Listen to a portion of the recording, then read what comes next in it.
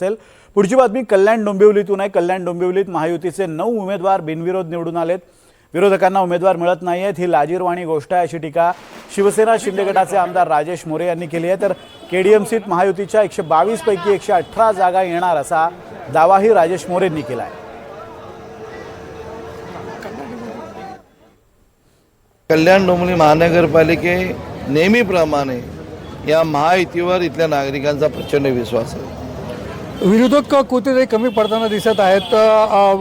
एकतर उमेदवार मिळत नव्हते आणि दुसरीकडे जे उमेदवारी भरला गेला होता ते मागे घेतला आहे। याच्या मागचं कारण काय समजतात?